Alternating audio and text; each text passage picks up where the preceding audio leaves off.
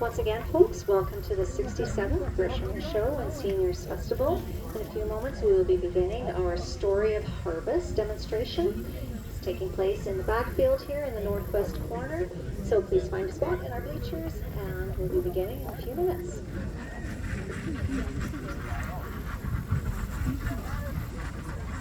Hey, Harvey, you want to do something real quick? You know where I'm going to? This thing's not a very enough juice so far.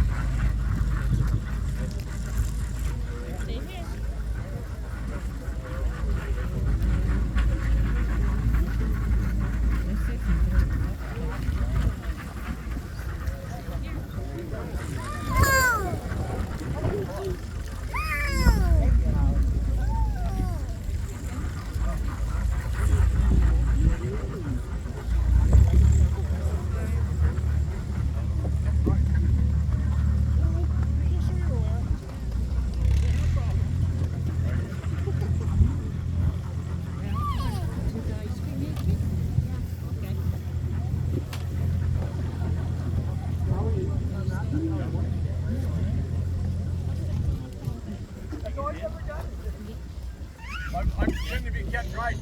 Excuse me.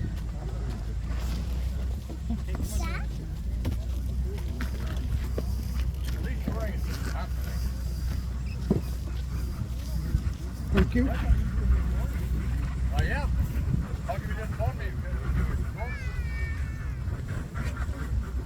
Hey, how you doing?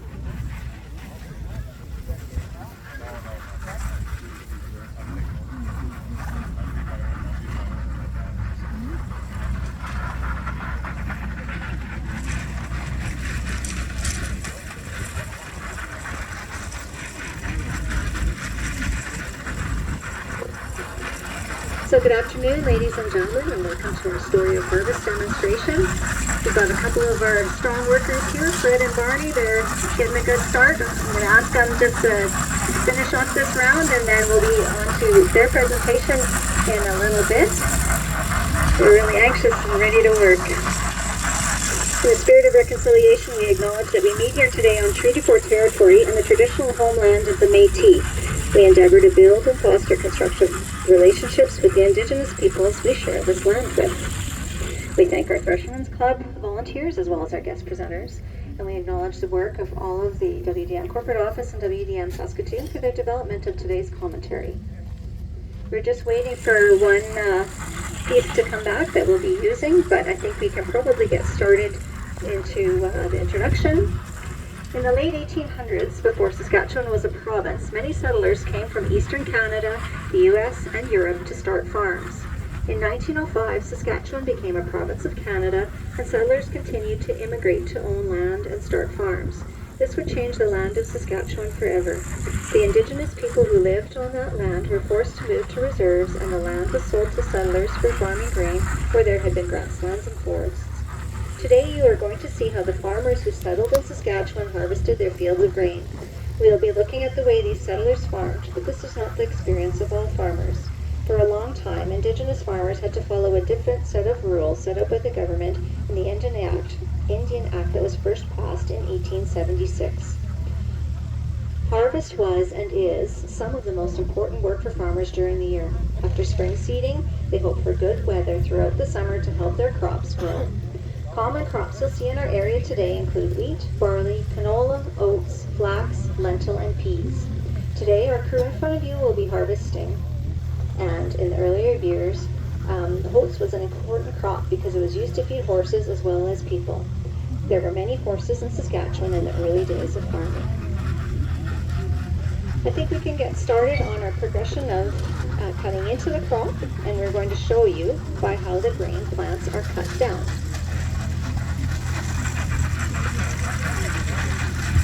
So I'll call upon Louis Lahosky with the sickle. He's going to cut into the crop. First off, you'll see the first tool used to cut grain, which is called a sickle.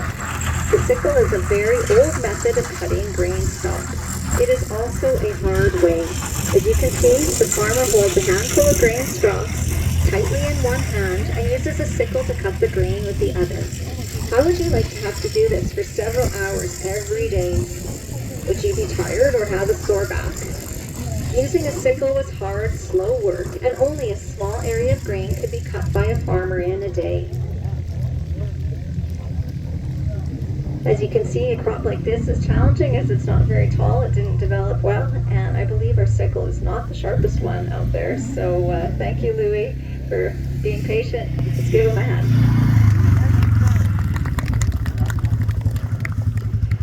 Next up, we will have the scythe. The scythe is being demonstrated by Howie Anderson. Later, the sickle was replaced by a two-handed tool called a scythe. The scythe had two advantages. The farmer is more comfortable because they can stand while working, and they could cut much more grain in a day than with a sickle.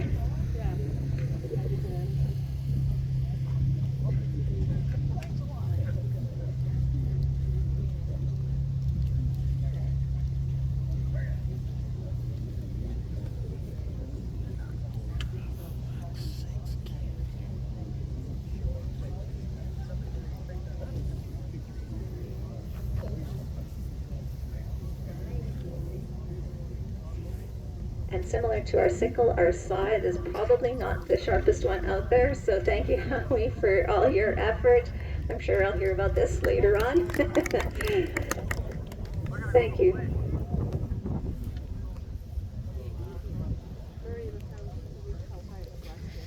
Moving further up the line is the cradle scythe. This is an improvement on the regular scythe with an attachment called a cradle. As you can see, the cradle looks like a long curved set of wooden fingers. These fingers catch the grain as it is cut.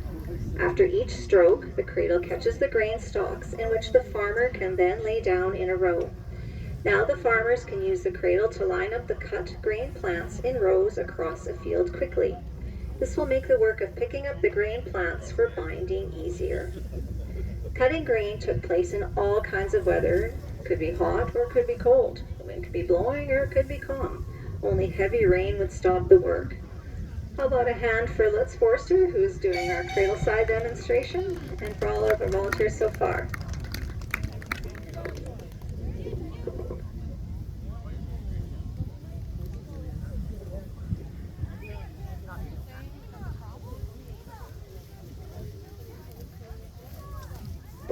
Next up, we are going to show a demonstration of the flail. And doing that demonstration is Liam Premack. An early method of threshing the grain that was cut was using a flail. A flail was has a hardwood handle about 1.5 meters long. This handle is called the staff. A beater about 1 meter long is tied to it with a leather strap, and the beater is called the whipple. The swipple, pardon me. Oh boy. And that's what happens when the leather comes apart. As you can see, it beats out the weed seeds, also known, or the seeds, pardon me, also known as the kernels, out of the rest of the plant. After beating with the flail, the material is tossed into the air so that the wind will blow the rest of the plant pieces, known as chaff and straw, which are light, to one side, allowing the heavier kernels to fall straight to the ground. This process is called winnowing. You can see that flailing and winnowing are slow and hard methods of threshing that rely on human power. Imagine how hard it would be to use flails and doing winnowing all day long. Thank you, Liam.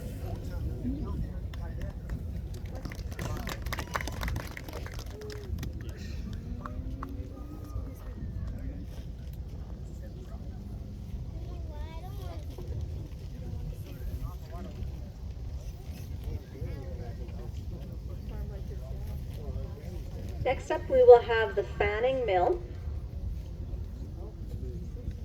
The introduction of the fanning mill helped the farmer in separating the grain from the chaff after threshing.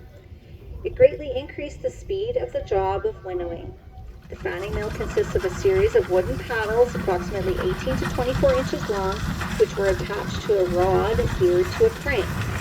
The paddles or fans are enclosed in a box-like frame which also houses several screens. As the grain and chaff are poured into the container at the top, the farmer turns the crank, which causes the fans to take in air through apertures in the sides and blow it across the screens. The grain falls onto the screens and sits to the bottom as the forced air blows the chaff away. The clean grain pours into a basket below. The fanning mill remained popular among grain farmers through the 19th century, even though the threshing machine had made it obsolete for large jobs by the 1840s. Many farmers used the cleaned seed before placing it in the hopper of their grain drills, as seed cleaned in this manner did not clog the drill tubes and enabled more uniform planting.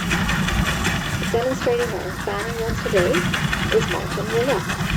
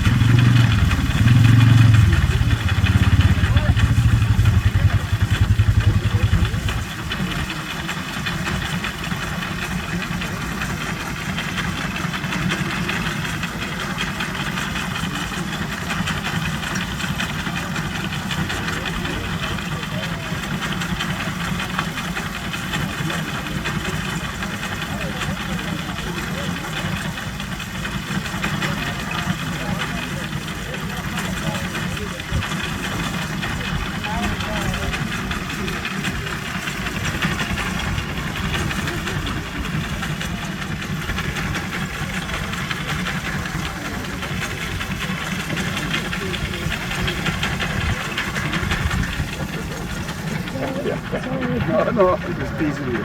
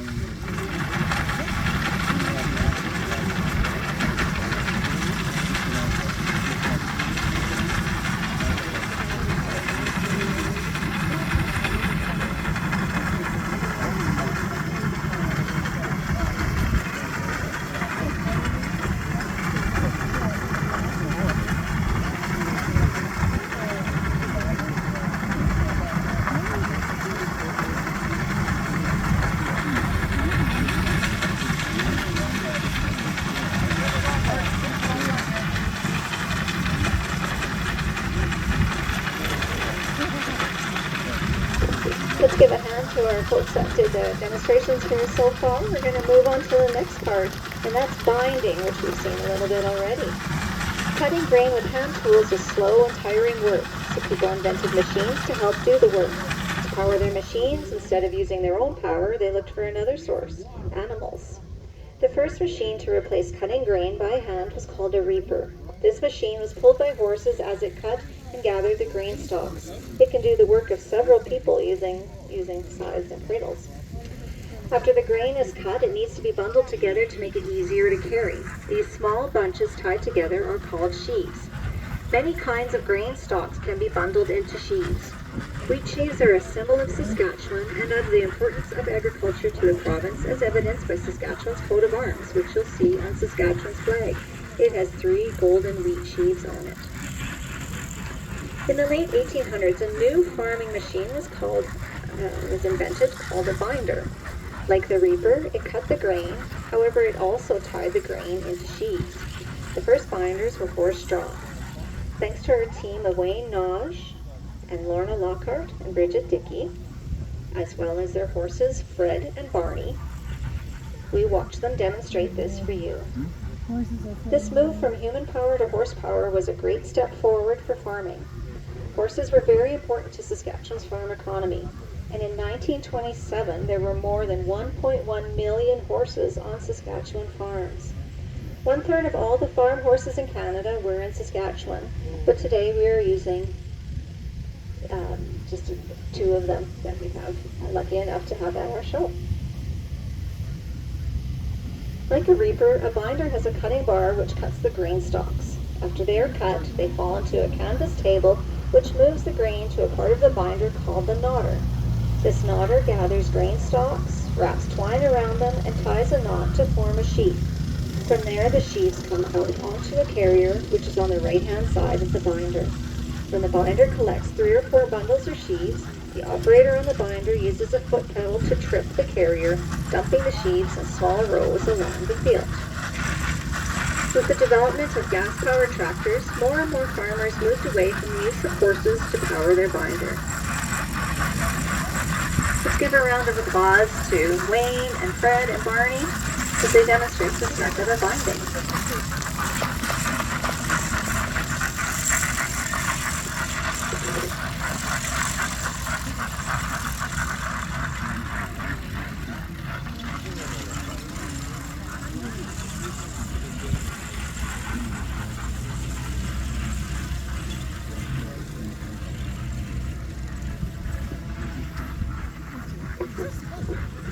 While Wayne and Fred and Barney are finishing up the binding, we're going to take a look at stooking.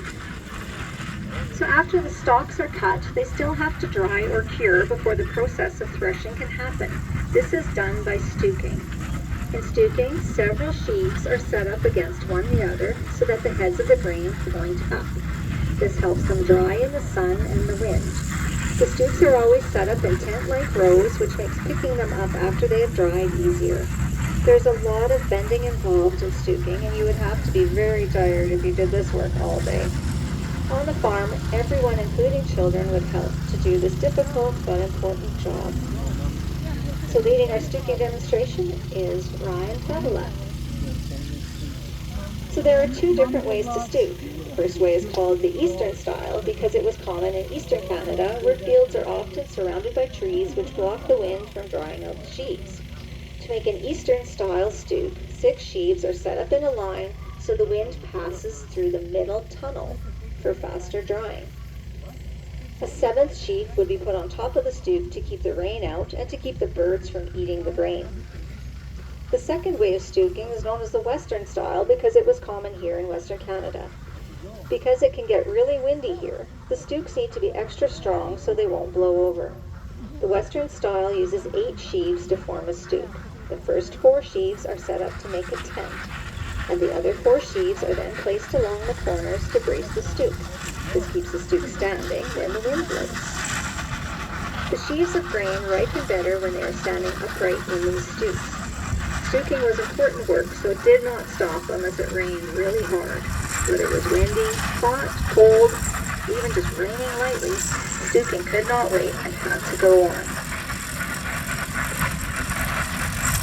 by show of hands in the crowd, who here grew up doing stooking out on their farm?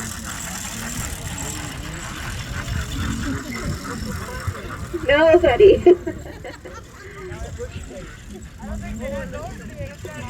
We're getting to the age where those things are a little further generations behind, and so it's really nice that we have our volunteers here to help keep that tradition alive and the ways and techniques of the past.